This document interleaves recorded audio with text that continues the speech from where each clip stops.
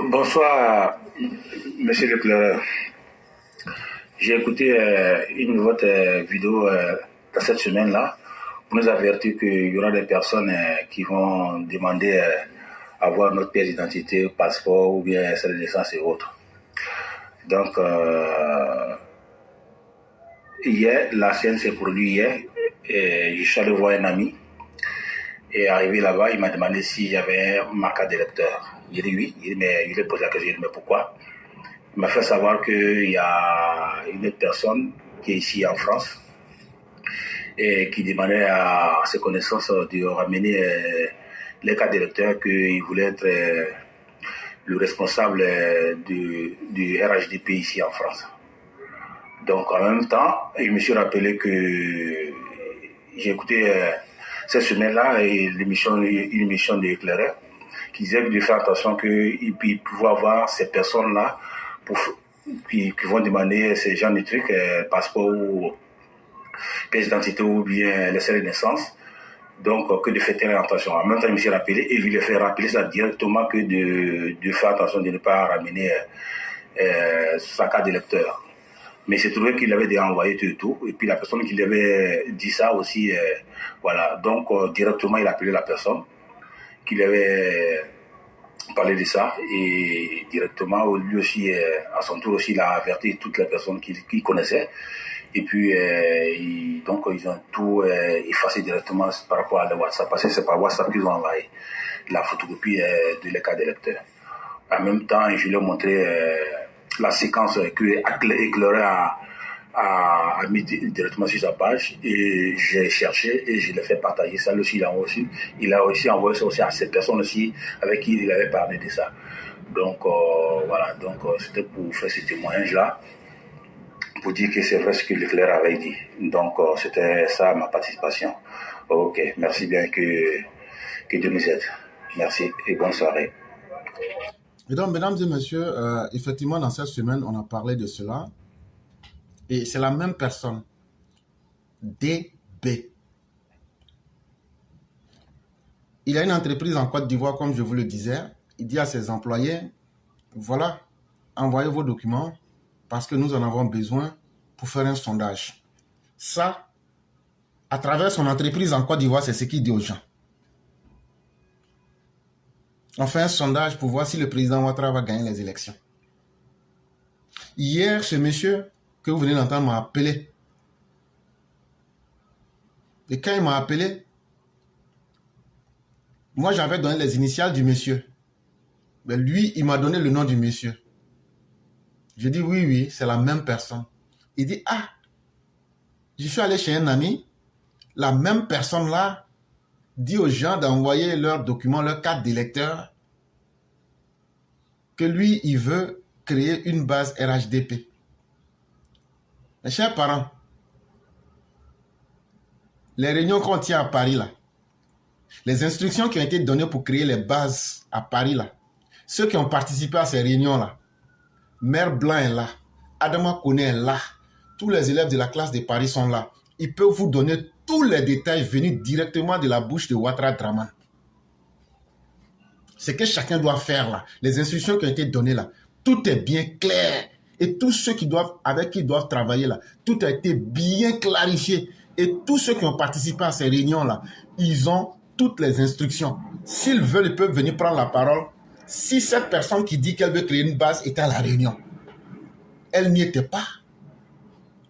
Et comment se fait-il qu'il vient nous dire, il prend les documents des personnes et là il dit aux gens de leur envoyer les documents par WhatsApp.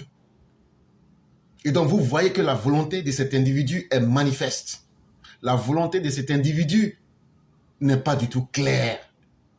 Et chers parents, ne donnez vos papiers à personne. Je dis bien à personne. Quelles que soient les raisons.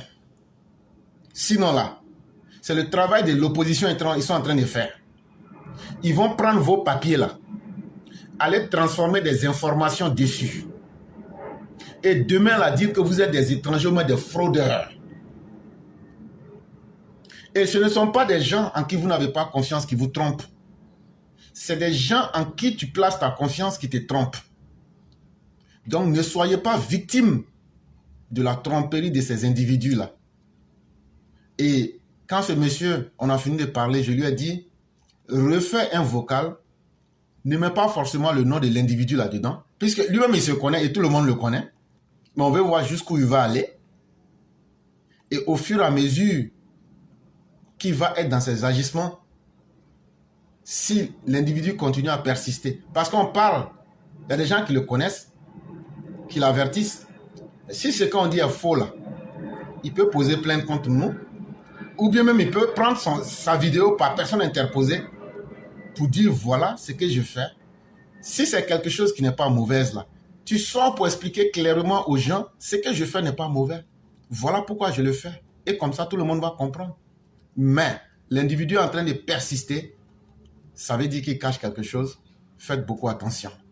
Maintenant, concernant les recensements qu'un certain nombre de personnes, sinon une personne, avait commencé, notamment à Paris, pour demander un certain nombre de pièces à envoyer par WhatsApp, je voulais dire que tous ceux qui habitent Paris, sinon en France, dans notre organisation actuelle, ce n'est pas compliqué. Si vous êtes élève de l'éclaireur Pro-Vérité, section Paris, ben, ce n'est pas quelqu'un d'autre qui va vous demander d'être dans sa base de données. Venez vous renseigner auprès d'un élève de l'éclaireur Pro-Vérité, section France.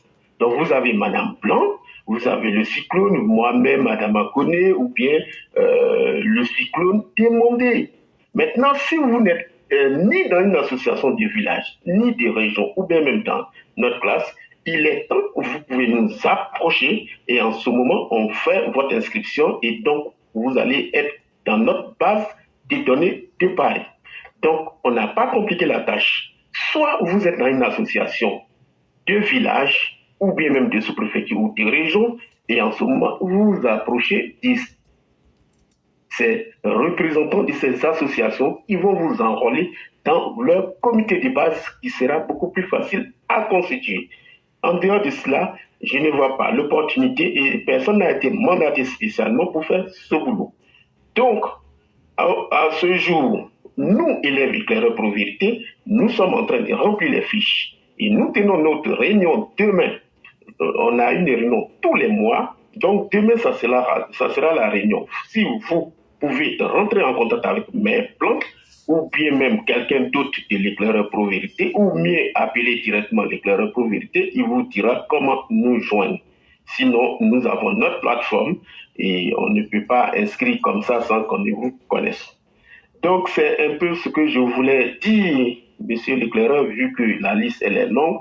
Donc, n'oubliez pas, pour les élèves éclaireurs Pro-Vérité, sinon, si vous êtes nouveau, que vous cherchez à adhérer à la classe éclaireur Pro-Vérité France, cherchez à joindre l'éclaireur Pro-Vérité ou Madame Blanc ou Adama Koné ou bien quelqu'un ou le cyclone ou quelqu'un d'autre que vous connaissez parmi, en tout cas, nous en Paris. C'est ce que je voulais dire. Je reste à l'écoute si vous avez quelque chose à ajouter. Vraiment, merci beaucoup, cher René. Merci pour ce que vous venez de dire. Ça vient confirmer tout ce que nous disions. Est-ce qu'au niveau de Paris, il y a quelqu'un qui a été mandaté pour prendre les cartes d'électeurs, les cartes d'identité, les passeports des gens, soit disant qu'ils sont en train de constituer des bases du RHDP? Est-ce que durant les dernières réunions, est-ce que cela a été dit à quelqu'un? Non. Ok. Non. Ok. Et c'est d'ailleurs très, très, très imprudent en France de le faire, de prendre des pièces d'identité des gens comme ça, non. Ok. Et donc, chers parents, vous venez d'entendre ce que je vous disais. Et cher René, vraiment, merci d'avoir clarifié la situation. Et vous avez tout expliqué. Et ceux qui veulent comprendre, vous pouvez passer. Il y a aussi le père Amadou Kiki. Si vous êtes complètement mélangé, que vous ne comprenez rien du tout là, appelez le père Amadou Kiki. Il va vous montrer aussi la voie. C'est très important. Mais ne restez pas mélangés, puis les gens vont venir confondre vos vies. C'est pas prudent. Vraiment, merci beaucoup, cher René. On se retrouve tous à la réunion de demain avec Maman Yéli en tête. Vraiment, merci beaucoup. Excellente soirée à vous et bien des choses à toute la famille.